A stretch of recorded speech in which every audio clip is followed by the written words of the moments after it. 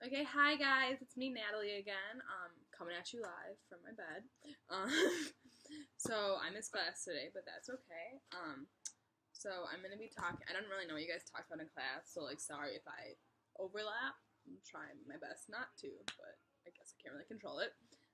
So I'm gonna be talking about the bluest eye some more, and the final section of the book, which is called Summer. And why is this important? Why is the title of this section? I want to focus on the title of the section and why it's so important.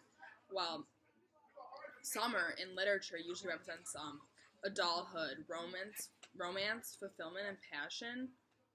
But we've all read this part of the book. That doesn't make sense. It's almost like an ironic title. Like Morrison is putting this in our face that this is not what these girls are getting. And so on page 187 of my copy, it says, it remains for me a season of the storms. So storms, we all know what storms represent, like something bad happening, coming. So the season that's meant to be happy is turned upside down for these girls, and that's evident in the first chapter. We see Claudia and Frida learning about what happened to Piccola and the tragedy of her life, but they're not hearing it from the source, and no one's telling them directly. They're hearing it from, they're going around telling, and they're hearing it from the people they're selling it to, and they're not, it's all gossip based. It's 100% gossip based. There's another quote. It says, on 190, it says, "Our astonishment was short-lived, for it gave way to a curious kind of defensive shame. We were embarrassed for Piccola, hurt for her, and finally we just felt sorry for her." So maybe, the reason that no one's telling these girls, about the tragedy of Piccola's life is because they're still so young. And they won't understand it. Put yourself in their shoes. Could you imagine if you found out that one of your good friends was raped and impregnated by your father? Could you, they're young. They're young girls that they would never be able to wrap their heads around that.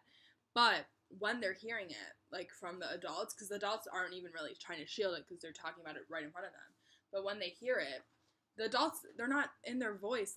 They're not talking about it in, with sorrow or concern. They're just oh, look at what, these nasty people did, the Breedlove family. Look how nasty they are. They're not, thinking about how this girl's life is ruined and how what a childhood should be for her is gone completely. So they're the only people who have empathy are the girls, and what is that trying to implicate? What is Morrison trying to say by that? Maybe because, they're so young that they've yet to be ruined by the world. Yet to be ruined in the way Piccola was ruined by her father.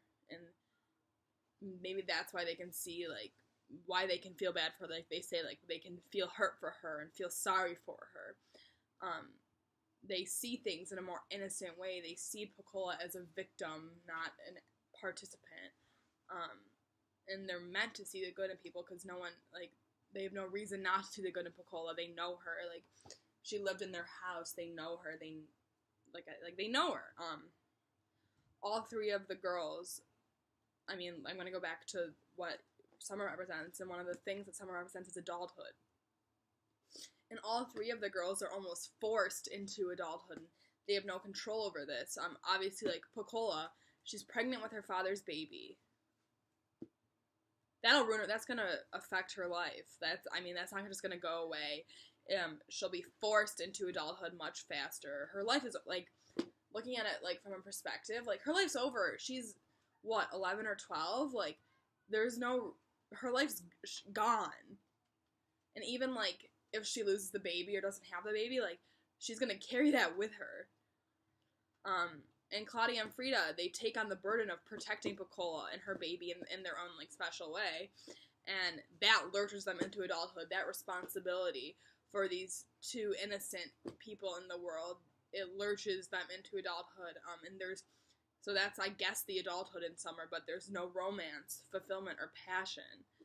This chapter is literally the opposite of summer, and what is Morrison trying to do with that? That's all. I want to keep thinking about that question. I don't think there's like one specific answer. I think there's a lot of different answers that we can consider. Bye.